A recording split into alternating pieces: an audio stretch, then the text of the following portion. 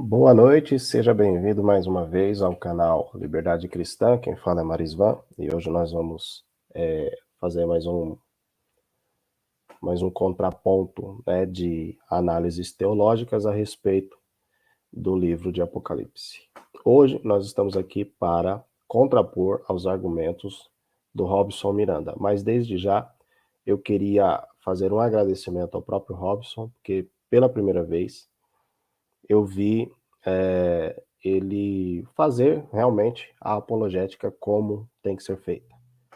Sem sarcasmo, sem gracinhas, na seriedade, sem denegrir a imagem de quem pensa diferente dele e respeitando a opinião contrária e sabendo que a opinião contrária existe e que é inevitável que hajam discussões a respeito de determinado assunto. Então, parabéns ao Robson, né? Eu gostaria de pedir que seguisse assim, com esse exemplo, né? Sei que pode ser que haverá algumas declarações e afirmações minhas que venham ser interpretadas como provocativas ou algo do tipo, pela qual pode até mesmo incitar a ira, mas apologética é isso. Às vezes a gente vai não com essa intenção, mas acaba dizendo coisas que para quem pensa diferente soa como alguma ofensa ou alguma provocação. Então, assim, eu quero, no máximo possível, me esforçar para que não haja, né, esse tipo de interpretação ou entendimento da parte das pessoas que pensam diferente de mim. Então, o que que eu fiz? Eu separei apenas os pontos importantes, né, da live que ele fez, a transmissão dele no canal dele agora há pouco, e vou contrapor a esses pontos, né, explicar algumas coisas que pode ser que tenha ficado mal entendidas pela parte dele, né? E contrapor alguns argumentos que, no meu modo de ver, a intenção foi até boa, mas houve equívocos da parte dele. Então eu separei alguns pontos dos vídeos, né? E a gente vai passar esses pontos, vamos compartilhar com vocês para ver se a gente consegue, na medida do possível aí, fazer a apologética, tá certo? Então vamos lá. Deixa eu só confirmar. Tá aqui, tá sendo ok. Então, assim, primeiramente, o que é abordado no vídeo do Robson é algumas afirmações que contrapõem alguns vídeos meus, né?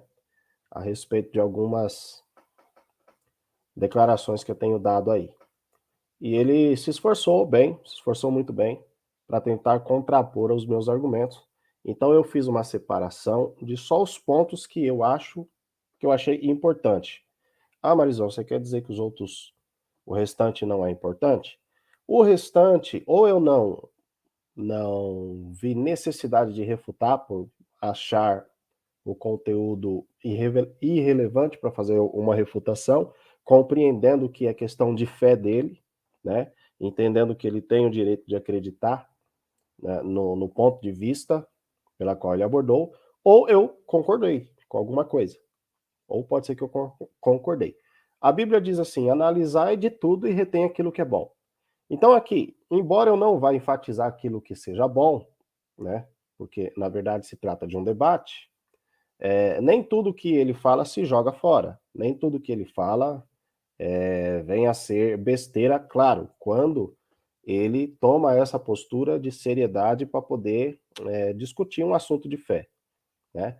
Quando ele abre mão dessa postura de seriedade e entra com sarcasmo, com provocações, aí dificilmente você vai encontrar numa live de alguém que se comporta dessa forma coisa que se possa aproveitar, tá? Geralmente vai ser coisas inúteis. Então, é assim, nós vamos passando, na medida que a gente for ouvindo o que ele diz, a gente vai contrapondo, né, a visão dele a respeito do assunto em questão, que vai girar ali em torno novamente, do termo ges, do lexo grego, né? Então vamos lá. Aí traz essa quarta opção aqui, ó. Terra como todo, o mundo. Aí fala terraro orbis, latino. Isso aqui, gente, eu vou pular porque eu vou deixar por último, porque isso aqui que é a intenção de eu ter feito esse vídeo. Essa confusão aqui, ó. Eu vou deixar por último, então. Vou pular ela, daqui a pouco eu comento ela. Traz outra opção, terra em oposição aos céus. Que nesse caso aqui, às vezes também pode se referir à igreja. Né? No caso, por exemplo, no caso da oração do Pai Nosso, seja feita sua vontade assim na terra como no céu. Aqui já pode ter um sentido espiritual também. Né? No caso aqui, Mateus 16, 19, traz um exemplo aqui de versículo. Espera aí. Deixa eu selecionar aqui. Mateus 16, 19. E a gente vai lá, Mateus 16, versículo 19, né? E eu te darei a chave do reino dos céus. E tudo que ligares na terra será ligado nos céus. E tudo que desligares da terra será desligado no céu. Então, esse aqui é um exemplo de sentido espiritual. Terra no sentido de igreja. A igreja aqui na terra como no céu. A igreja aqui nesse mundo visível quanto no mundo invisível. É no sentido de igreja. Muitas vezes traz o termo gues no sentido de igreja, né? No sentido espiritual. Aí vem aqui, terra habitada. A morada de homens e animais. Então aqui é uma terra habitada, né? Aqui já começa a fazer um pouco mais de sentido, né? Uma terra habitada por homens. Aí traz aqui, vamos ver o versículo que ele deixa como referência, Atos 1, 8. Atos 1, 8. Você vai ter aqui, ó. Mas recebereis a virtude do Espírito Santo, que há de vir sobre vós, e ser-me-eis testemunhas tanto em Jerusalém, como em toda a Judéia e Samaria, e até os confins da terra. Você vê que o texto aqui fala Jerusalém, Judéia, Samaria, e esse terra, confins da terra, diz respeito a Israel. Porque o contexto está Jerusalém. Então, segundo o conceito do Robson, eu estava errado na minha afirmação, que eu afirmei na minha live anteriormente. Confins da Terra significa todo o restante do planeta, né? Esse é o entendimento. Nele não. É todos os arredores, segundo o conceito dele que ele está dizendo aqui, é segundo os arredores de Israel, né? Da nação de Israel. Porque mais para frente ele vai dizer que o conceito aqui realmente é que o evangelho, a princípio, seria pregado, que o mandamento de Jesus, vamos entender assim, que o mandamento de Jesus fosse para que o evangelho fosse pregado só em Jerusalém. E depois, os discípulos, com alguma autoridade, decidiram, como está registrado em Atos capítulo 15, né? Não, vamos fazer o seguinte, tá certo que Jesus mandou a gente pregar só para os judeus, mas vamos ultrapassar as barreiras, ou seja, aí a gente tem que partir do princípio que é o seguinte, se Jesus realmente quisesse que o evangelho dele ficasse só ali, em Israel, na terra de Israel, e os apóstolos depois no concílio de Jerusalém, em Atos capítulo 15, tomaram a decisão de não se limitar apenas ali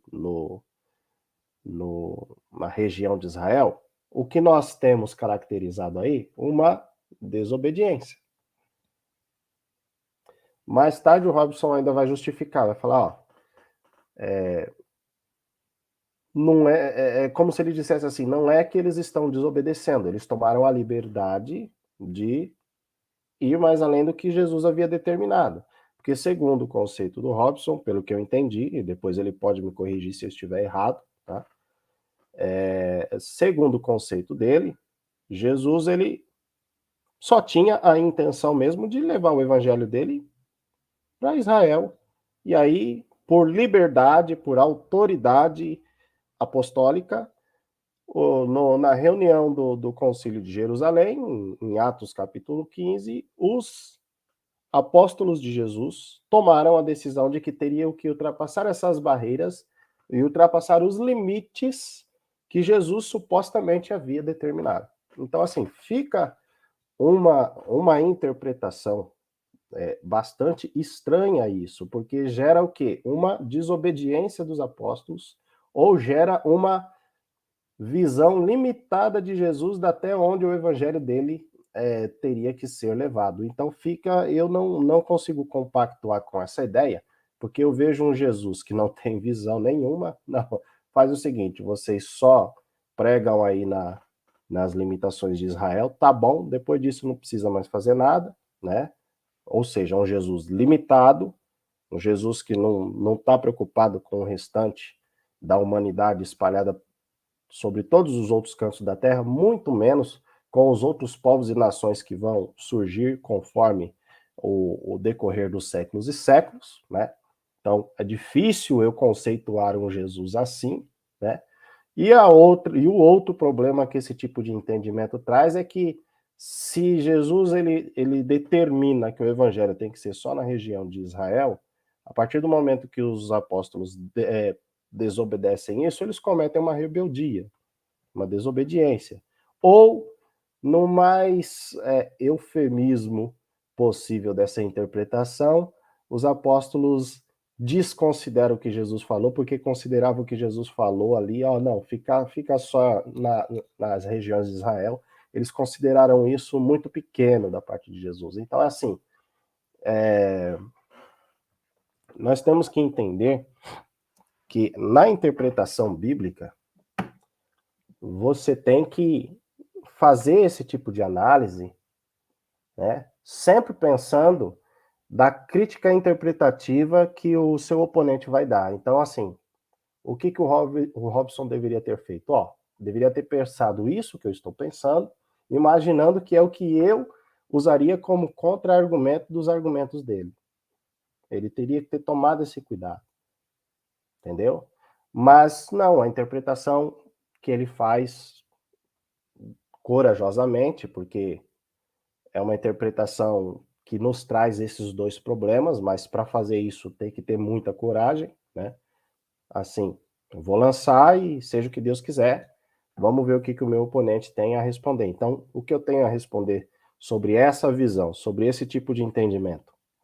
Olha, resumindo, não posso compactuar com essa ideia e não creio que isso seja uma verdade. Por quê? Porque nos dá ou um Jesus limitado, ou um Jesus com uma visão pequena, né? Ou um Jesus, vamos dizer assim, medíocre, que não queria a salvação de mais ninguém, só dos judeus, né? Ou nos traz um bando de apóstolo desobediente ou que depreciou aí os mandamentos de Jesus e decidiram por conta própria expandir território de alcance do evangelho. Então é assim, fica difícil compactuar com essa ideia, fica difícil aceitar essa ideia. Entende? Então é assim, nós temos que entender que na interpretação bíblica, né, no período patrístico, existia uma classe de pais da igreja chamado de pais apologéticos, e existiam as duas principais escolas da apologética nos primeiros séculos da igreja. Era a escola de Antioquia e a escola de Alexandria. E tem os dois principais representantes que depois, mais tarde, foram chamados como pais apologéticos, que um era o Clemente, né, de Alexandria, e o outro era o Orígenes de Alexandria. E o Orígenes ele vai escrever uma obra, deixa eu ver se eu me recordo o nome dessa obra, que é... agora me falha a memória. O Orígenes vai ensinar o seguinte, sobre a hermenêutica. Alegoria da Fé, se não me falha a memória, o nome é esse. Orígenes, na sua obra Alegoria da Fé, ele vai dizer que o princípio da hermenêutica é de que quando você lê, eu estou só com as minhas palavras, tá, interpretando o que Orígenes escreve. Quando você vai fazer a interpretação das escrituras e vai afirmar que algo que você interpretou é correto e é verdadeiro, você tem que se atentar que as escrituras têm que ser analisadas como um todo, em todos os livros. Se esse é algo que você está afirmando, que você considera como verdadeiro, ele entrar em contradição com alguma outra passagem que aborda o mesmo assunto, das duas uma. Ou aquela passagem que entrou em contradição com o que você afirmou está errada, ou você está errado. O mais provável é que a sua interpretação esteja errada. Então, o que é isso? É o princípio da hermenêutica, que mais tarde, na Reforma Protestante, eles resumiram isso em uma expressão, e na expressão os protestantes disseram: a Bíblia interpreta a Bíblia. Né? Isso é uma expressão que os católicos não entendem, acham que surgiu com o protestantismo. Não, vai surgir com as duas escolas interpretativas apologéticas dos primeiros séculos da igreja, com os pais apologéticos Clemente de Alexandria e e Orígenes de Alexandria. Tá? Então, o que essas duas escolas ensinam? A exegese, que é a base da análise gramatical do texto, analisa que palavra foi usada, qual a origem dessa palavra, de qual língua, né? Contexto de época, costume de época. Isso Clemente vai ensinar mais com a sua escola, né? E mais tarde, Orígenes vai ensinar o que? A hermenêutica. O que é hermenêutica? Olha, eu preciso verificar se o que eu estou afirmando aqui, depois de ter feito uma exegese, não vai contradizer outras passagens das Escrituras, porque Orígenes de Alexandria via a Bíblia como um todo, né? Então, não pode se contradizer. Se eu afirmo uma coisa aqui que contradiz outra ali, na verdade, então, o que eu estou afirmando está passivo de erro, eu tenho que fazer uma análise criteriosa de novo, uma nova exegese para ver se eu tiro daqui uma outra interpretação que quando eu for encaixar com uma outra passagem das escrituras, as duas se conectem, se harmonizem e que não entram em contradição. Então, basicamente é isso, exegese, né, e hermenêutica. Então, por que eu estou dizendo isso? Porque assim, o que o Robson está afirmando a respeito desse assunto é de que o evangelho que Jesus mandou pregar era somente em Israel, no território de Israel. Aí eu tenho que me lembrar, eu tenho que recordar, entra a hermenêutica, e é por isso que eu falo assim que às vezes o debatedor ou o apologista católico não tem intimidade com a Bíblia, porque quando você afirma uma coisa, você tem que verificar lá no seu arquivo de memória da sua mente se você se recorda de algum versículo da Bíblia que possa entrar em contradição com essa sua afirmação, né? Então nós vamos automaticamente, quando ele afirmou que o evangelho mandado por Jesus tinha que delimitar, ou seja, tinha que ser pregado só na região de Israel, já me acendeu aqui no meu arquivo de memória aquele versículo pela qual Jesus diz assim para todos os apóstolos, os mesmos apóstolos, que diz assim: ide por todo o mundo e pregai o evangelho, né? Me recorda também no mesmo versículo que diz: ide por todo o mundo e pregai o evangelho para toda a criatura. Então, assim, o mundo ali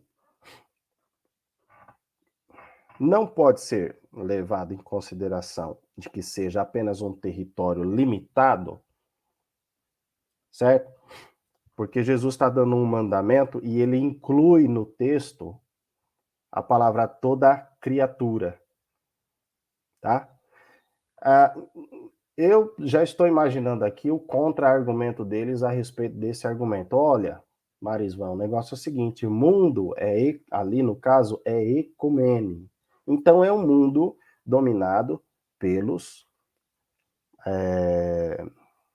romanos, tá? Mas se eu afirmar que ali é um mundo dominado pelos romanos, eu vou contradizer a sua afirmação desse vídeo aqui, pela qual você disse que Jesus mandou, lá em Lucas capítulo 1, versículo 8, que o evangelho fosse pregado somente na região de Israel. Uma vez que passa da região de Israel e vai para o segundo o conceito de vocês, ecumene, terra dominada somente pelo Império Romano, então há uma contradição. Você não pode afirmar uma coisa nem nenhum e nem em outro.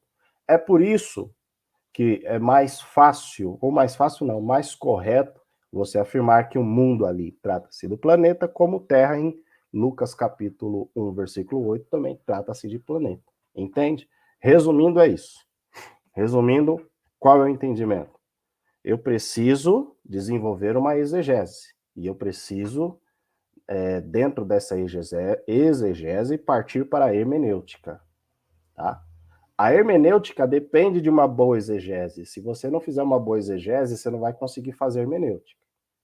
Tá? Então, quando eu faço a exegese, eu analiso todo o texto. Tá, bom, surgem questões. Será que ele está falando somente do território de Israel? Eu creio que não. Por quê? Porque em outra passagem, Jesus dá um mandamento para os apóstolos e diz: ide por todo o mundo e pregai o evangelho a toda criatura. Se o católico, ou o preterista, ou quem quer que seja, adotar essa interpretação de que mundo ali é só território dos romanos, então significa que já contradiz o que está escrito em Lucas capítulo 1, versículo 8, que o termo utilizado ali é guês. Então Jesus mandou pregar ou no guês ou no ecumene. Como é que faz?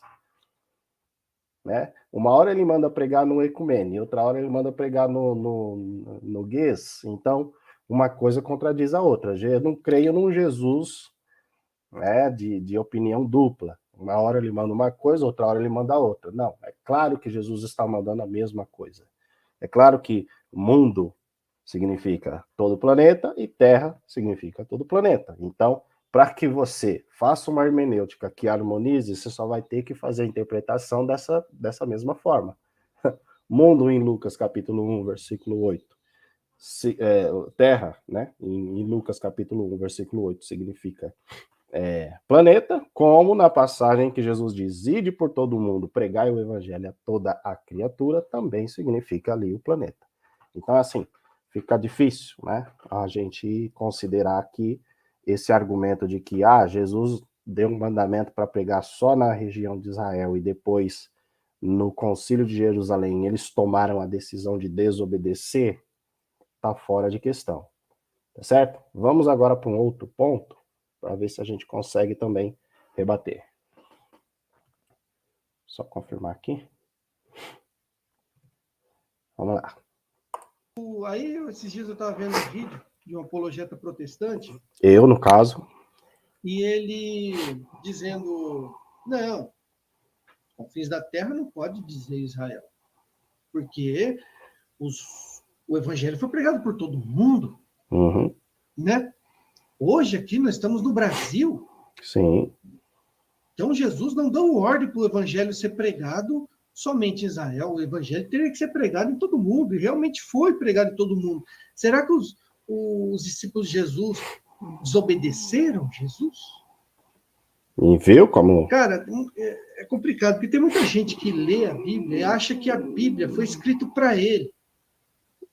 Tem pessoas que lêem na Bíblia lá e falam, isso aqui está falando, é para mim, é para nós hoje.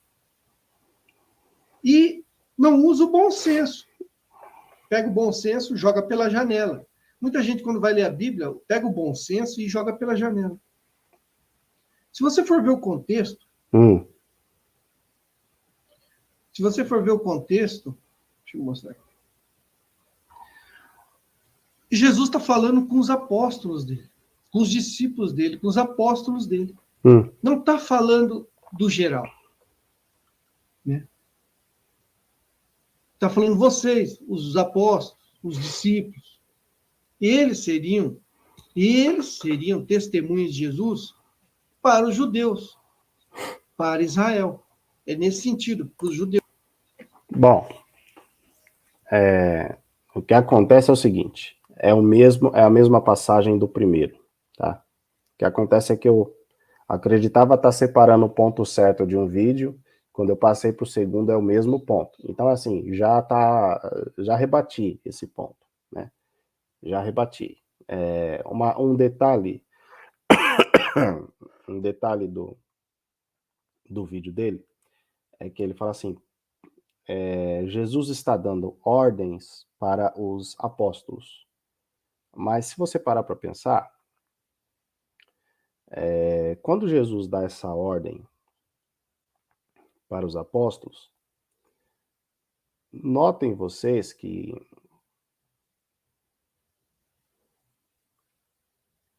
a ordem é para que o evangelho seja pregado até os confins da terra. Mas, obviamente que, mediante as perseguições do Império Romano, não foi possível uma expansão maior naquele presente momento. Mas como a palavra de Deus, ela passa-se tudo menos ela, foi o que Jesus prometeu, garantiu e cumpriu, o evangelho se expandiu até os dias de hoje, tá? Agora, carece da gente fazer uma análise na historiografia de Eusébio de Cesareia, que, se não me falha a memória, ele vai mostrar que alguns apóstolos de Jesus ultrapassaram a barreira do território de Israel e foram para outras nações evangelizar. Tá certo? É Eusébio de Cesareia que vai abordar isso. Isso é algo que eu não pesquisei hoje, eu vou ficar devendo para uma outra live, né? Mas os apóstolos ultrapassaram a barreira do território de Israel, foram em outras nações. Teve apóstolos que, se eu não me engano, Eusébio de Cesareia mostra que foi morto em outras terras que não eram terras dos judeus, tá?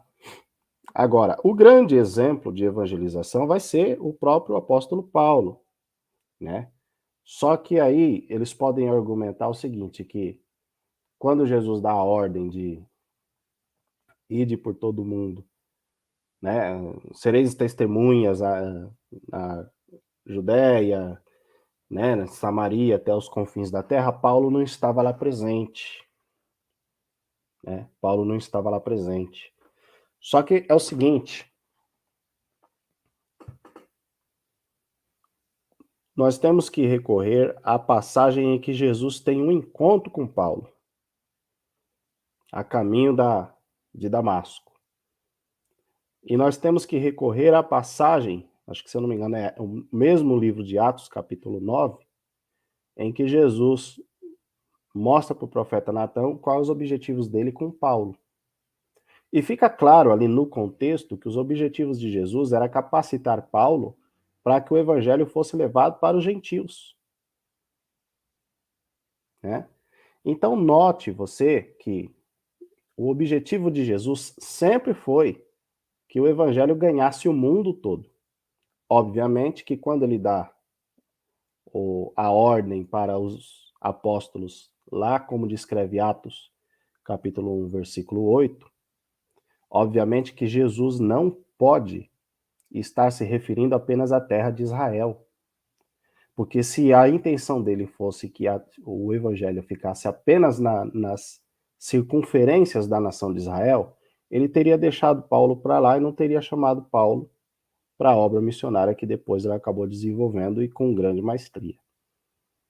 Então, a gente não pode conceituar desse Jesus, né, vamos dizer assim, com duas opiniões, né? Você não pode afirmar que Jesus está dizendo ali, ó, em Atos capítulo 1, versículo 8, ele está falando, ó, vocês ficam só na região de Israel, e depois, 8 capítulos depois, né, lá no capítulo 9, vai descrever um Jesus, né, com outras intenções que refuta a primeira. Então, é difícil eu conceder esse tipo de pensamento. Deixa eu colocar uma Bíblia online aqui para a gente ver, né? Dar só uma conferidinha lá no capítulo 9 de Atos, para ver se a gente acha alguma coisa a mais que possa nos ajudar nesse entendimento, né? Diz assim, e Saulo respirando ainda, deixa eu ver aqui se está sendo compartilhado isso, tá? E Saulo, respirando ainda ameaças e mortes contra os discípulos do Senhor, dirigiu-se ao sumo sacerdote e pediu-lhe cartas para Damasco, para a sinagoga, a fim de que encontrasse alguns deste caminho, quer homens, quer mulheres, e os conduzisse presos a Jerusalém. E indo no caminho, aconteceu que, chegando perto de Damasco, subitamente o cercou um resplendor de luz do céu, ou seja, Jesus já começa a aparecer ali. E caindo em terra, deixa eu só abrir um parênteses aqui para um assunto bastante interessante. Até mesmo, inclusive, o próprio Robson já viu ele cometer esse erro de principiante. Quando Paulo caiu do cavalo, a Bíblia não descreve isso, né? É que você pode conjecturar que ele estava viajando de cavalo, é bem provável que sim, tá? Mas é um erro que muitos, até pregadores mesmo dentro do, do protestantismo ou dos evangélicos, vai dizer aí que Paulo, irmãos, quando caiu do cavalo, eu dou até risada quando eu ouço isso nas igrejas. Aí eu falo, não, deixa para lá, a palavra está com ele, vamos respeitar, né? Se fosse numa escola bíblica dominical, eu até poderia levantar o dedinho e falar, professor, Paulo, a Bíblia não diz que ele caiu do cavalo, tá? Isso daí é um erro comum entre os pregadores, mas tudo bem. Mas como é num culto público, e ali ele está praticando uma homilética, a liturgia da nossa igreja, a instituição, ela prega que quando este está com a palavra, os demais se calam. Se ele cometer algum erro, será corrigido depois em cultos posteriores ou em escola bíblica dominical. O nome disso é ética e respeito ao orador, tá? Vamos fechar esse parênteses aqui, vamos dar continuidade. E caindo em terra, ouvi-lhe uma voz que dizia, Saulo, Saulo, por que me persegues? E disse, quem é, Senhor? E disse o Senhor, eu sou Jesus, a quem tu persegue, dura para ti recalcitar contra os aguilhões. E ele, tremendo e atônito, disse, Senhor, que queres que eu te faça? Disse o Senhor, levanta-te e vai até a cidade, e lá será dito o que convém fazer. Os homens que iam com ele pararam espantados, ouvindo a voz, mas não vendo ninguém. Saulo levantou-se da terra e, abrindo os olhos, não via ninguém. E, guiando pela mão, conduziram a Damasco. E esteve 3 dias sem ver, e não comeu nem bebeu. E havia em Damasco um certo discípulo chamado Ananias, né? Eu falei Natan, se eu falei Natan, me perdoem, tá? Olha, a gente comete esse erro também, era Ananias, né? E disse-lhe o Senhor em visão a Ananias. E ele respondeu, eis-me aqui, Senhor. Disse o Senhor, levanta-te e vai à rua chamada direita e pergunta pela casa de Judas por um homem de Tarso chamado Saulo, pois ele está orando. E numa visão, ele viu que entrava um homem chamado Ananias e punha sobre ele a mão para que tornasse a ver. E respondeu Ananias, Senhor, há muitos ouvi acerca deste homem, quantos males tem feito aos seus santos em Jerusalém. E aqui tem poder dos principais do sacerdote para prender a todos que invocam o seu nome. Disse-lhe, porém, o Senhor, vai, porque este é para mim um vaso escolhido, para levar o meu nome diante dos gentios e dos reis e dos filhos de Israel. Olha só, uma coisa que já vai nos ajudar aqui. É para mim um vaso escolhido para levar o meu nome diante dos gentios e dos reis e dos filhos de Israel. Obviamente que a intenção de Jesus nunca foi se limitar a Israel. Porque quando, assim, para Deus, só existe dois tipos de povos, se eu não me engano. Para Deus só existe judeu e gentil. Não existe mais ninguém. O que é judeu, o que é gentil. Para Deus só existe essas duas, vamos dizer assim, que no conceito de Deus, no conceito dele, só existe essas duas etnias. Ou é judeu ou é gentil, não existe mais nada. No nosso conceito humano, né, existem inúmeras africanos, europeus, né? Que mais? Pagãos, né? Cristãos, protestantes, católicos. Então tem assim, no nosso conceito é muito complexo e complicado. Deus vai lá e simplifica. Para ele só existe isso: judeu e gentil. Então, obviamente que quando Jesus aborda gentil, o negócio não é A intenção de Jesus nunca foi que o evangelho ficasse somente em Israel, para depois ser desobedecido, segundo o argumento do meu oponente, né?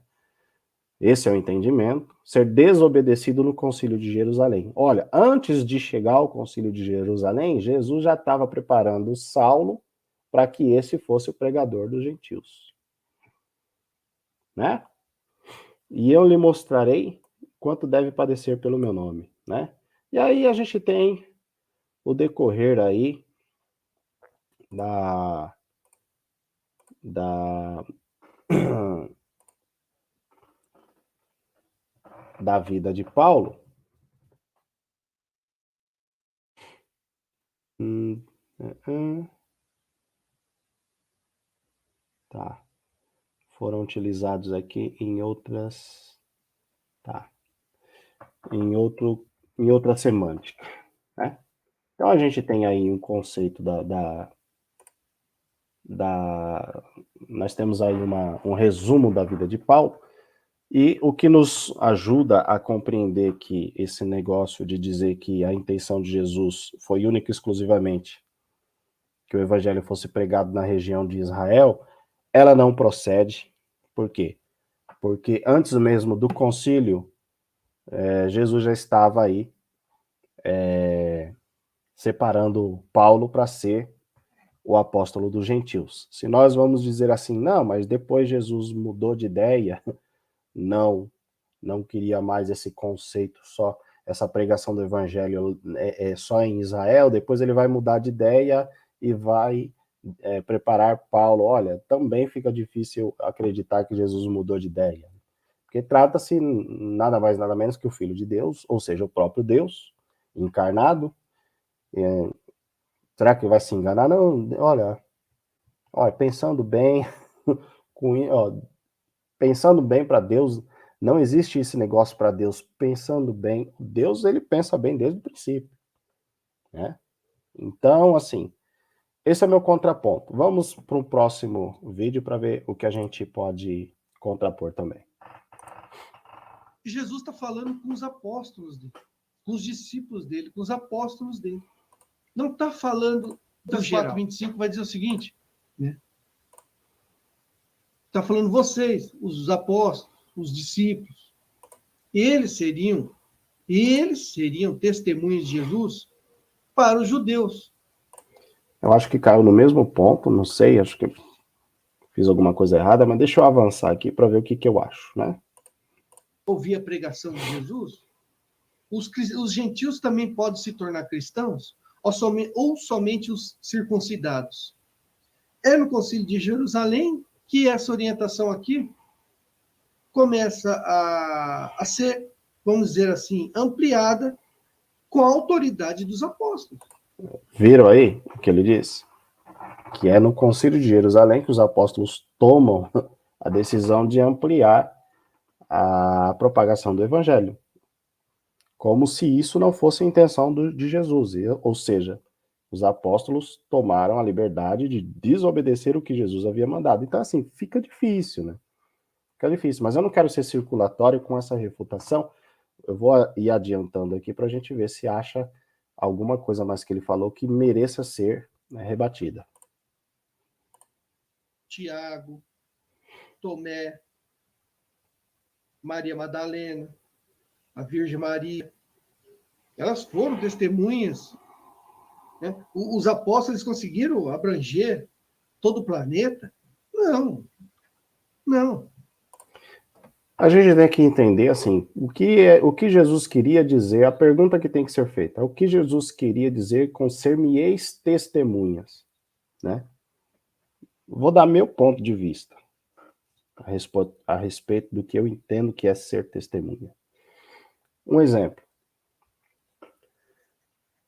Paulo, ele foi o apóstolo que mais fez missões, tá? Paulo, ele vem de um segundo,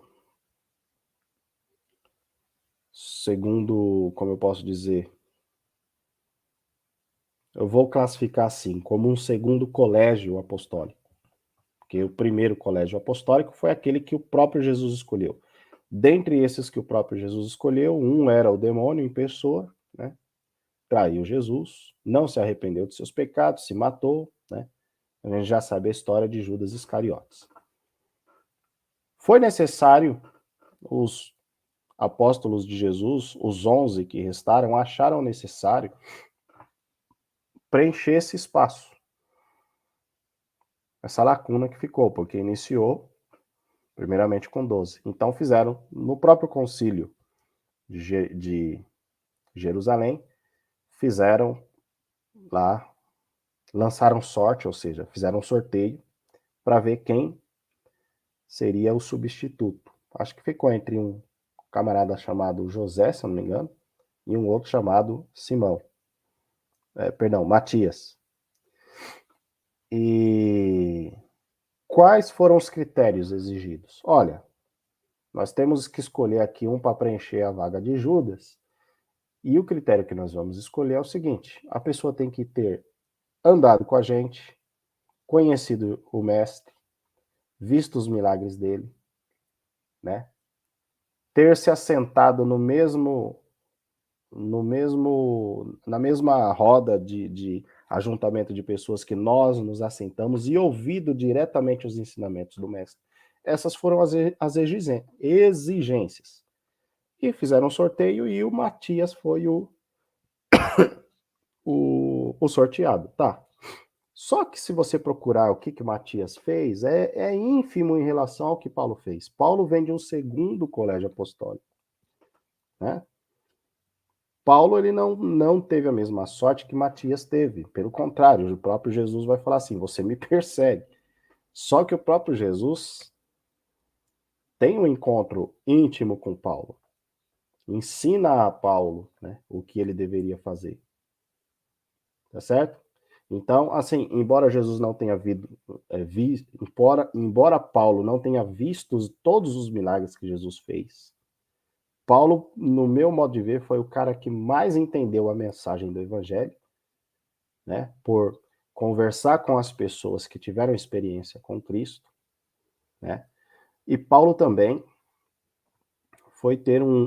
teve um encontro com Cristo bastante profundo. Ele ficou cego, né? E depois ele vai relatar em um de seus escritos que a experiência que ele teve com Jesus não foi somente ali a caminho da cidade de Damasco.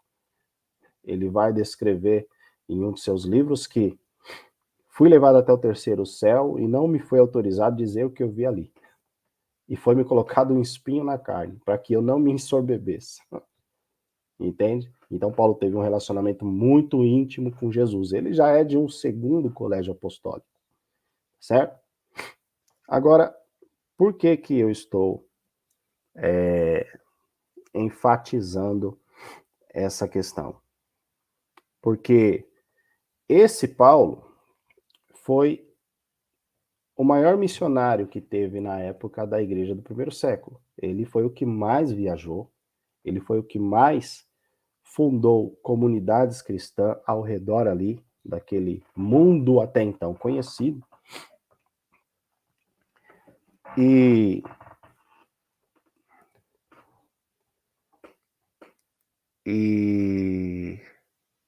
escreveu livros de sua própria autoria. E hoje, quando a gente quer entender um pouco de evangelho, de doutrina, de questões doutrinárias, nós nos recorremos a quem? Aos escritos de Paulo, que foram, a maioria deles, escritos doutrinários. Por que eu dei toda essa introdução aqui a respeito da pessoa de Paulo? Porque eu estava dizendo que nós temos que entender o que Jesus queria dizer como ser-me-eis testemunha em todo o mundo. Então, os escritos de Paulo, no meu modo de ver, testemunham os ensinamentos de Jesus. Então, nesse sentido, dá para você entender o que Jesus queria dizer com os apóstolos, que vocês serão minhas testemunhas em todo o mundo ou em todo o planeta. Por que eu estou dizendo isso? Porque, segundo o conceito dos católicos, ou pelo menos do Robson, que o Cristiano eu ainda não vi nenhum vídeo dele a respeito deste assunto. Segundo o conceito do Robson, os apóstolos não foram testemunhas em todo o mundo, tinha que ser somente da região de Israel, porque muitos, segundo ele, segundo o conceito dele, alguns apóstolos nem saíram da região de Israel e morreram com a perseguição do Império Romano. Tá? Agora nós temos que analisar a questão do seguinte: Eusébio disse, eu me recordo de ter lido algumas passagens da história eclesiástica, não me recordo o livro, tá? Da história eclesiástica de Eusébio de Cesareia, em que ele cita apóstolos do primeiro colégio apostólico ultrapassando as barreiras de Israel e morrendo, inclusive, em outras terras. Depois eu tenho que pegar e verificar isso, tá? Por quê? Porque se isso realmente for um testemunho de Eusébio de Cesareia, então significa que esse entendimento de que os apóstolos deviam só se limitar a Israel não procede, tá? E o segundo entendimento é que, filosoficamente falando, como os apóstolos seriam testemunhas em todo o mundo através dos seus escritos, que são testemunhas do que Jesus ensinou e do que eles vivenciaram, né? Pedro tem as suas duas cartas, que embora a gente entenda que não tenha sido escrito pelo próprio punho de Pedro, mas foram palavras dele que alguém foi lá e escreveu. Então, é o testemunho de Pedro sendo registrado em duas cartas. Então, é testemunho em todo mundo? Sim, é testemunho em todo mundo, porque a Bíblia, ela é lida em todo mundo, tá? As 3 epístolas do apóstolo João, mais o Apocalipse, testemunho do apóstolo João em todo mundo. Então, dá para sim, para nós interpretarmos, lembra-se da regra da hermenêutica, porque isso não vai contradizer nada em outras passagens dos livros, dá para nós interpretarmos que o que Jesus quis dizer com ser-me-eis testemunha não se limitava somente a eles se locomoverem da fronteira entre Israel e outros países ou outras nações, mas também tem esse sentido filosófico de que, olha, aquilo que vocês deixarem como obra servirá de testemunho histórico para todas as gerações e para todos os lugares da face da Terra. Né? Então, vamos fechar aqui esse conceito e vamos para o próximo vídeo aqui.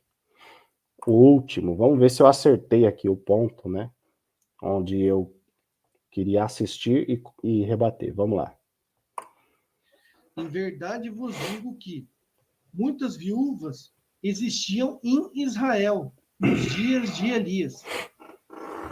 O olho do céu se cerrou por 3 anos e 6 meses, 3 anos e meio. De sorte que em toda a terra houve grande fome.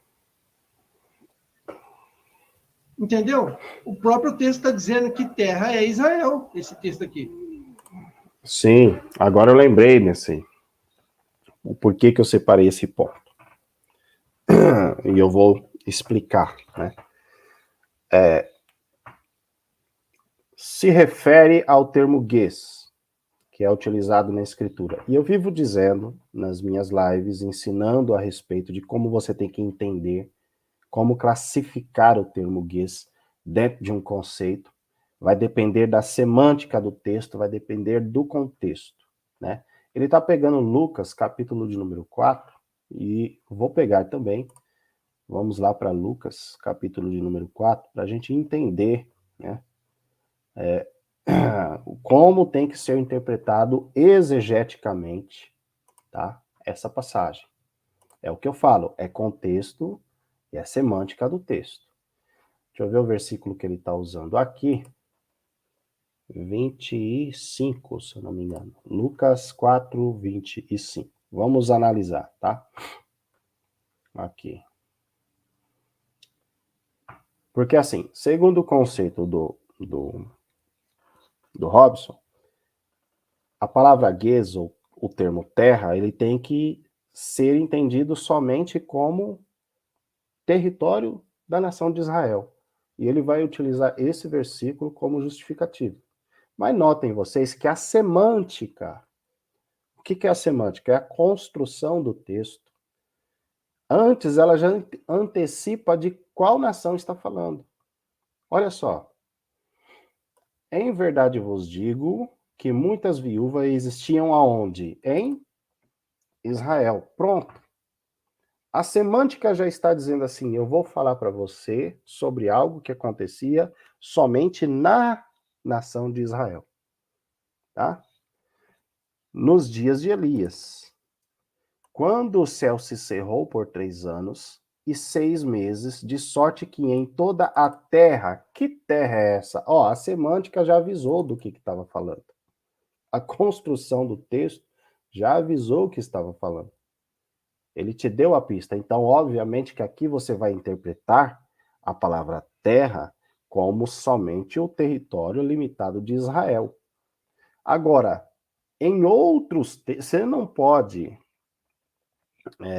desconsiderar a análise exegética na construção do texto, na semântica do texto, em que Israel nem sequer é mencionado, como o próprio Atos dos Apóstolos, que a gente acabou de ver, Atos não, como o próprio Apocalipse 17, né? Que é um texto polêmico. 17 e 18. E a mulher que viste é a cidade que reina sobre os reis da terra. Israel é mencionado aqui? Não. A construção do texto, da semântica, de qual terra? Está aqui, ó. Vamos lá. Aquele versículo.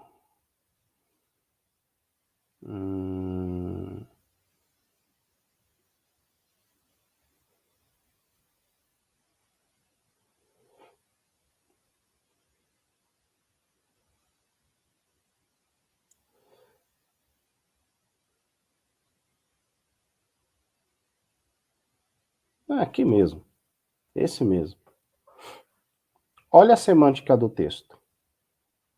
E a mulher que viste é a grande cidade que reina no presente. Eu cansei de mencionar isso. Que presente? No exato momento em que João escreve esse livro, ou tem a visão. Que ano é esse? Corretamente, entre o ano 95 até o ano 100. Aí se o preterista falar, não, isso aqui é no ano 65, não dá nada, porque no ano 65 Roma ainda governava, Roma ainda reinava. Tá? Mas é obviamente que é do ano 95 em diante. Então é assim, a semântica do texto já está te dizendo que não pode se tratar de Israel, porque quem reinava nessa época era Roma. Entende? A semântica está dizendo isso. Então é por isso que a compreensão aqui de que entendimento para a Terra a gente dá para essa interpretação é vista o quê? Na construção do texto, que é conhecida como semântica. O que a semântica diz? Diz que a mulher que João viu é a grande cidade que reinava no exato momento que ele estava ali, né? Preso na ilha de Patmos, mandado na ilha de Patmos para morrer lá por qual? Por quem? Por algum da dinastia herodiana? Não, quem mandou ele lá foi o próprio Domiciano, que exilou ele na ilha de Patmos. Se Domiciano manda ele para lá, quem é que reinava? Não existe nenhum texto patrístico dizendo assim, olha, Herodes mandou João para a ilha de Patmos. Nem sei se Herodes estava vivo nessa época. O que há a menção de que Domiciano mandou ele para lá. Então, o sentido de uma palavra polissêmica, você tem que fazer a exegese certinho para que você tenha a definição correta de que terra está se referindo às escrituras. Hermenêutica. Beleza? Outra coisa que eu queria abordar aqui, eu acho que é a última, e eu já finalizo essa live, é que o Robson, ele diz assim, vocês viram lá, que ele ia deixar o quarto conceito da Strong por último. Né? O que acontece é o seguinte, eu fiz até um desenho aqui para dizer onde é que os católicos erram na hora de ler a Strong, a concordância Strong. Eu não sei se eu vou achar o ponto, acho que é aqui. Vamos ver. Andei sempre dando uma ajuda, hein, Fernando? Depois eu vejo, cara. Valeu, Fernando, muito obrigado. Vamos ver. Terra. Terra em oposição ao mar. Terra em oposição aos céus. Aqui é no sentido espiritual, muitas das vezes espiritual. Terra em oposição ao céu. É o elemento. É o elemento terra em oposição ao céu. Não é planeta aqui, não é planeta. Terra habitada. E, por fim, o sentido que está lá no... Acho que é aqui, vamos lá. Põe no Google lá. Escreve no Google assim, Terrarum Orbis. Vê o que aparece. Quando os espanhóis, os portugueses começaram o descobrimento do Novo Mundo, né, o descobrimento das Américas, então Colombo chegou na América Central, Cabral chegou na América do Sul, eles não tinham esse conceito de América Central, América do Sul, para eles eram duas coisas separadas.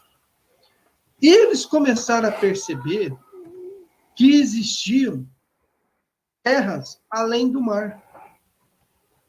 Terras, né, com dimensões tão grandes quanto a que eles viviam. Tá, vamos encurtar aqui. O que acontece? Tem uma coisa que ele diz aqui a respeito da Terrarum Orbis, né? Que o James Strong aqui, ó, ele vai mencionar aqui, ó, no latim Terrarum Orbis. Ele menciona isso aqui. Para os católicos, quando o James Strong menciona isso aqui, significa que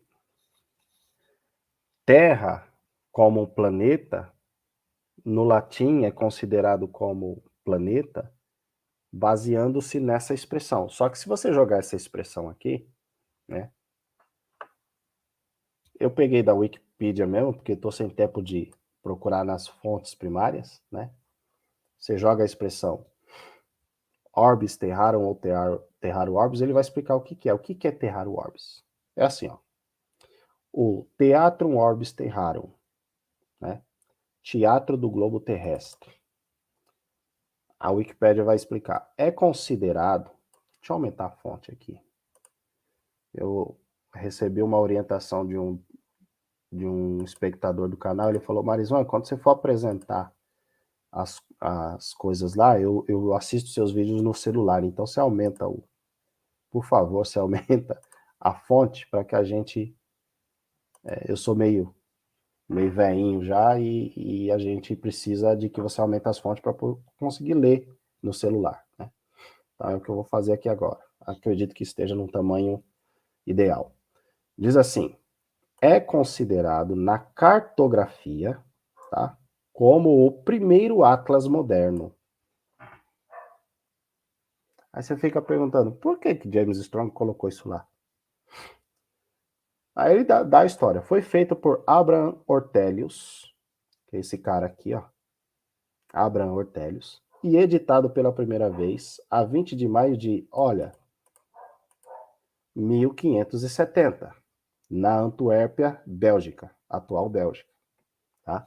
Então esse cara aqui, Abraham Ortelius, ele foi o primeiro cara que desenvolveu o primeiro atlas da história, segundo aqui a fonte da Wikipédia, que depois ela vai dar logo aqui embaixo, né? Aqui, ó, as fontes pela qual foi buscada essas informações, tá? Então a Wikipedia está falando, ó, esse cara aqui, o Abraham Ortelius, ele inventou o primeiro mapa. Só que o que os apologistas católicos eles se esquecem é que quando o Strong vai mencionar essa expressão, não é que o Strong esteja mencionando que o conceito de Ges como mundo só surgiu quando surgiu esse mapa, que é o que eles entendem, tá? Eles vão dizer assim, ó, o, segundo James Strong, o conceito de terra como mundo só foi entendido no ano de 1570, quando o mapa foi feito. Não. Não, não, não, não, não, não. Tem nada a ver com isso. Por que que James Strong utiliza lá Terrário Orbis? James Strong nada mais quer dizer que o sentido do entendimento da, da palavra terra no latim é aquilo que já se entendia como mundo quando Terrarum Orbis, que é esse mapa do globo, vai mostrar aqui, como vocês estão vendo, todos os continentes. Ou seja, ele está dizendo o seguinte: se no latim Terrarum Orbis significa que toda a população da Terra nessa época já conhecia todos os continentes, já sabia o que era, né? América do Norte, América do Sul, África, Europa, Ásia, Oceania por aqui, né? Polo Norte, Polo Sul. Então, se nessa época de 1570 todo mundo já tinha o conhecimento de que isso aqui se tratava do planeta Terra, ele pega este conceito, transfere para o grego e fala, na época dos gregos, o termo guês, embora eles não conhecessem todas essas regiões já exploradas e descobertas no ano de 1570, né? Inclusive o Brasil já havia sido 70 anos antes descoberto, né? Ele está dizendo o seguinte, ó, o conceito que os latinos tinham do que era o mundo é o mesmo conceito que os gregos tinham do que era o Gês. Entende? O conceito que os latinos já tinham em 1570 sobre o que é o planeta é o mesmo que os gregos tinham nos primeiros séculos da igreja com o termo guês. O entendimento é esse. Por que que o entendimento é esse? Porque assim, a Bíblia, ela não veio para nós originalmente em latim, ela foi traduzida para o latim depois. A Bíblia veio originalmente para nós em grego. É por isso que ele abre um parênteses, por isso que ele abre parênteses aqui, ó. Tá vendo? Ó? Um parêntese aqui, outro parêntese aqui. Significa que o, o James Strong está introduzindo aqui um outro conceito que está fora do entendimento grego. Por isso que ele coloca em latim terrarum orbis.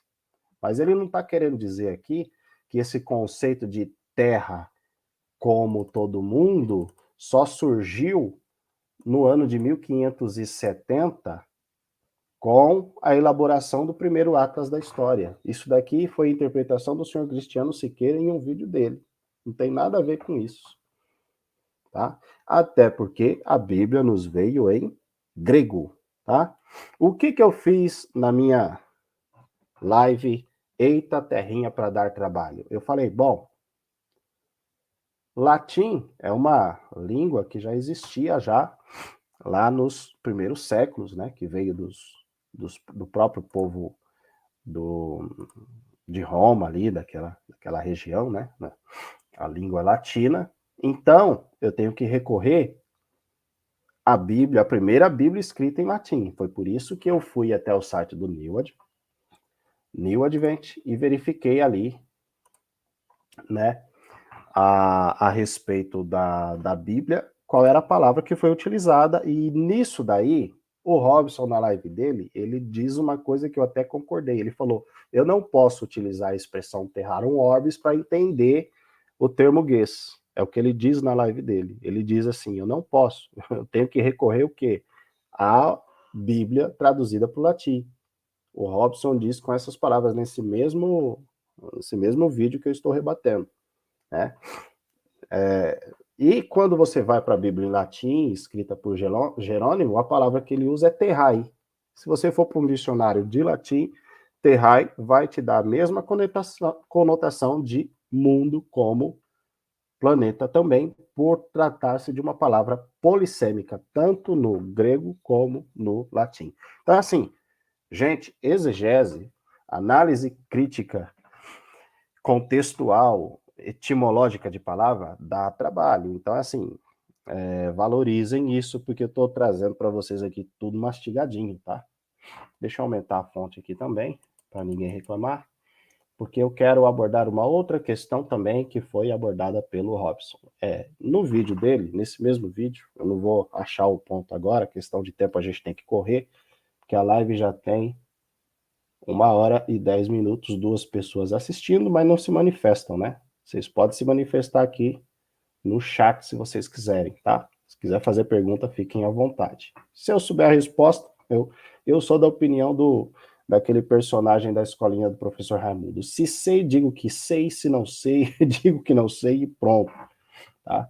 Então vamos entender aqui um outro argumento que o Robson levanta. Segundo ele, é o seguinte: quando James Strong vai dar os sentidos da palavra guês, da palavra terra, ele dá o primeiro sentido como terra arável, segundo sentido como o chão da terra, né? E ele vai dizendo isso na live dele.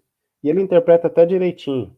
E o terceiro título como a terra principal oposta ao mar, às águas. Até aqui ele vai interpretando e vai lendo textos bíblicos. Em alguns ele erra o conceito, em outros ele acerta, sem problema. O que me chamou a atenção é que quando ele chega no ponto 4, ele diz que não tem referências. Ele fala assim, ó, não tem referências. Parou aqui. Ele deu a Terra como um mundo e não deu mais referências. Por quê? Segundo ele, no ponto 1, existem essas referências aqui, principalmente destacadas em azul, que eu estou passando aí o cursor em cima, vocês estão vendo, né? O ponto 2 também dá outras referências, ó, passando aqui em azul, tá vendo? Né? Ponto 3 também, ó, as outras referências bíblicas. E segundo ele, quando chega no ponto 4, não se dá mais referência. É o que ele alega. Isso eu já refutei uma vez, né? Em um outro vídeo meu, não vou recordar qual, para poder descrever para vocês na descrição, né? Vou colocar o link da descrição, mas se eu achar, eu coloco. Mas eu decidi fazer aqui um desenho bem simples para que vocês entendam o conceito, tá? O que o Robson e o Cristiano passam por desapercebido, não sei se propositalmente, mal intencionadamente, ou simplesmente uma questão de não saber como interpretar Strong aqui, tá? Então, o que eu tomei a decisão de fazer? Eu fiz um desenho aqui e vou compartilhar com vocês, né? Existe aquela questão que a gente fala assim, poxa, tá difícil do cara entender, vou ter que desenhar. Então, eu desenhei. Então, vou dar um exemplo para vocês aqui agora. Estou compartilhando com vocês aí, né? Uma verdade incontestável. Quero ver quem contesta isso. Então tá aqui, ó. Deixa eu maximizar aqui. Aí. Qual é a verdade incontestável? A verdade incontestável é que o Palmeiras ganhou 3 títulos. Isso é um exemplo, tá, gente? O Palmeiras ele vai ganhar 3 títulos no ano de 2021. Tá? E aí eu preciso fazer o quê? Eu preciso especificar quais títulos são esses. Um título é campeão da Copa do Brasil. Aí eu coloco, ó, a final foi no Allianz Parque contra o Grêmio. Pronto. No segundo exemplo, eu coloco assim, campeão da Copa Libertadores. Só que como ele ganhou nesse mesmo ano 2 títulos da Libertadores, que dificilmente alguém vai fazer isso, claro, obviamente, teve a questão da pandemia, mas não deixa de ser 2 títulos no mesmo ano. E é muito difícil isso, você ganhar 2 Libertadores, já é difícil você ganhar 2 Libertadores em um ano e no outro seguido, quem dirá no mesmo ano, tá? Então, o que eu faço para especificar naquele mesmo ano de 2021 que o Palmeiras ganhou 2 Libertadores? Eu separo os exemplos, tá?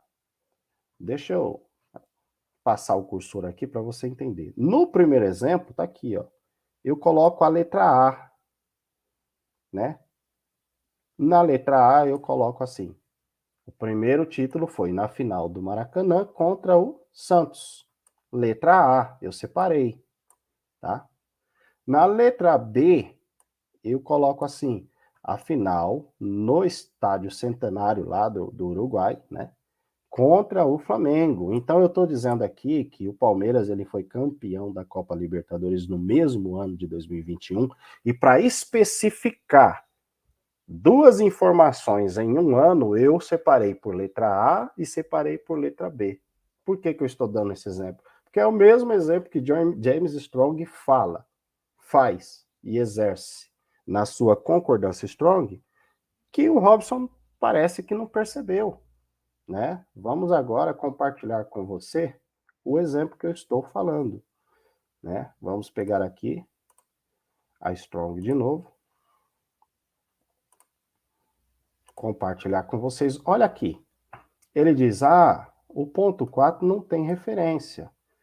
Só que há um problema no site da Strong quando você faz a tradução para o português. Eu vou traduzir novamente para o inglês para você entender aqui. Olha, presta atenção.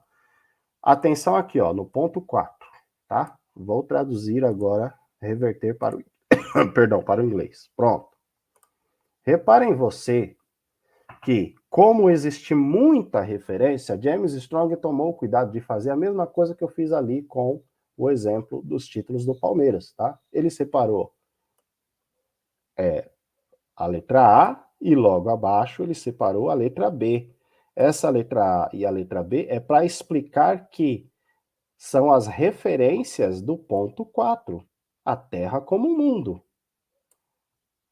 tá? Ele fala, poxa, não tem referência. Tem tanta referência que James Strong teve que separar em dois conceitos principais. A Terra em oposição ao céu, como ele diz aqui, ele classificou o ponto A, que também a Terra em oposição ao céu é classificado também, entendido como mundo, né?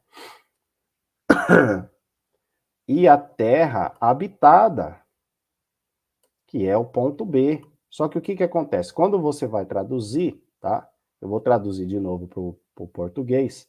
Reparem nessa letrinha aqui, ó. Estou selecionando e destacando para vocês. Ele vai escrever uma. O que é isso? É um erro do site, tá? Então muita gente não presta atenção nisso. Eu vou traduzir de novo, você vai ver, ó. O português, ó. Viu? Aqui. Transformou em uma. A Terra em oposição ao céu, que é o quê? É um conceito de mundo, como a Terra em oposição ao céu, que engloba isso aqui como mundo, como planeta, tá? Então é o ponto A, tá? E a Terra habitada, que é o ponto B, ou seja, o quarto entendimento que ele deu para a palavra Terra como mundo tem tanta referência que ele teve que separar em duas classes. Uma classe que ele chamou da letra A, que é a Terra em oposição aos céus, e a outra classe que ele se refere à Terra habitada, ou seja, também pode ser entendida como mundo, ele classificou como o ponto B da análise da concordância Strong. Então, assim, acho que não vai ser nem necessário eu mencionar o outro vídeo que eu falo sobre isso aqui, né? Inclusive, eu até perco a paciência com essa ignorância ou desonestidade intelectual nesse vídeo, mas aqui eu estou rebatendo de novo, né, as alegações do Robson mediante a concordância Strong, que ele não tomou o cuidado de analisar. Bom, então, gente, o que eu tinha para falar hoje, rebater os pontos, era a respeito disso, tá? Espero ter feito uma apologética com aquilo que eu tenho que dar como exemplo, né? Dentro do respeito, dentro da ética, sem você denegrir a imagem de ninguém. Espero que o meu opositor, tanto ele quanto o amigo dele, não se sintam ofendidos por nenhuma declaração aqui, né? Mas simplesmente gosto de fazer isso para que as pessoas tenham uma segunda visão do que ele argumentou, né? Ele vai argumentar algumas coisas, eu vou lá e dou o segundo contraponto da questão para que as pessoas, ao analisar tanto o vídeo dele quanto o meu, verificam quem é que tem mais coerência. E aí elas vão julgar, claro, muitas vão julgar influenciadas pela sua própria paixão. Tem católico que vai ser sincero, vai analisar meu vídeo e vai falar, olha, como já teve, né? Tem um debate meu, o primeiro debate que eu tive contra o Fábio Moraes, né? Que foi sobre imagens, que está lá no canal Universo Católico, se eu não me lembro. Teve um católico que nos comentários do vídeo teve a coragem de falar assim, olha, eu assisti a live e o protestante aí, os argumentos dele foram mais sólidos e mais coerentes, né? Então, o que eu quero dizer com isso é que pode ser que católicos assistam esse meu vídeo aqui e classificam que esses meus argumentos eles têm uma coerência, né? Eles são mais sólidos do que o argumento do Robson. Existe católico assim? Existe, mas ele não se manifesta, né? E existe aquele que vai, por mais que você explique, mostre, prove, ele vai levar o proselitismo no nível hard, vai ignorar todas as provas que eu mostrei, vai falar, não, você está errado e o meu amigo de instituição religiosa está correto. Então, você vai fazer o quê? Né? Isso existe. A minha preocupação nunca foi convencer quem tem ódio. A minha preocupação sempre foi convencer os sinceros, né? Como diz a Bíblia, né? Como Paulo mencionou e falou, olha, e até importante que as heresias venham surgir, para quê? Para quem é sincero se manifeste. Então aqui, quem está manifestando para vocês é uma pessoa sincera que quer que você simplesmente não acredita em mim, mas vai lá e confira, né? Vai lá no New Advent, procure lá o que Orígenes fala sobre a hermenêutica, né? Procure lá também o texto de Jerônimo da tradução da Vulgata, né? E não pode procurar no próprio Apocalipse capítulo 17, quando em versículo 18, ele utiliza a palavra terrai, né?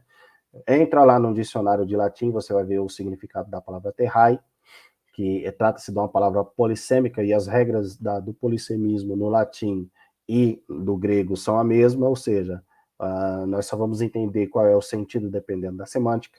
Abra principalmente a Bíblia Sagrada, nos versículos que foram abordados aqui, e verifica que o versículo mencionado pelo Robson, lá em Lucas capítulo 4, versículo 25, se não me falha a memória, ali ele já está na construção da semântica do texto e do contexto, mencionando a nação de Israel. E note você também que, quando é mencionado em Atos capítulo 1, versículo 8, Jerusalém, Judéia e Samaria, já falou de todo o território da nação de Israel na época, e quando acrescenta confins, significa que já ultrapassou barreiras, tá? Então, assim, façam a prova de tudo isso que eu estou dizendo, não precisam acreditar em mim, né? E podem fazer comentários aqui eu deixo sempre aberto para comentários inteligentes que se aproveitam, tá? Do meu vídeo. E obviamente que vai aparecer aí católicos odientos que vão escrever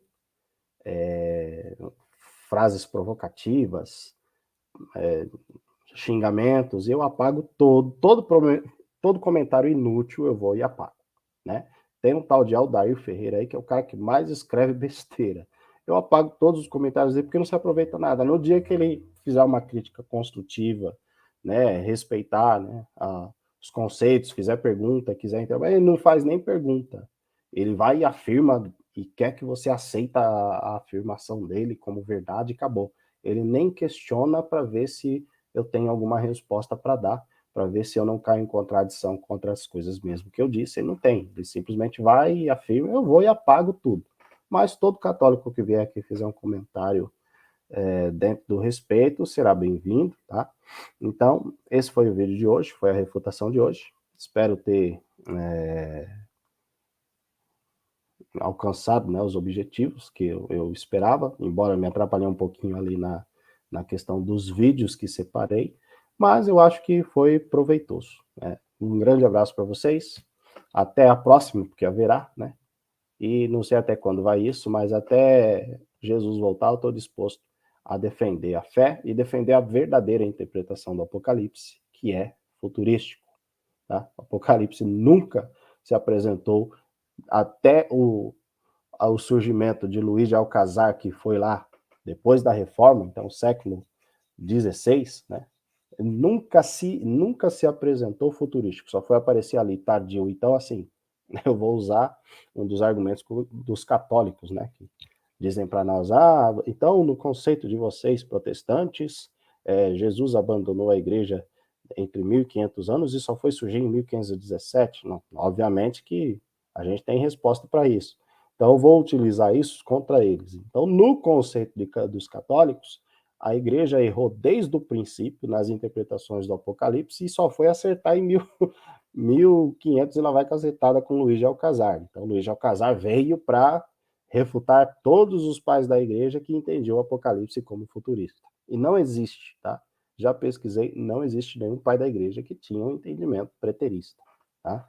Aí muitos vão dizer que, não, olha aqui, dizendo sobre a queda de Jerusalém, interpretando do modo que a gente interpreta, tá, mas a chave hermenêutica ali, de interpretação, que eles estão utilizando, não é Apocalipse, tá? Eles estão utilizando Mateus 24, algo que nenhum protestante vai negar, que alguns trechos de Mateus 24 refere-se aos acontecimentos do ano 70, tá certo?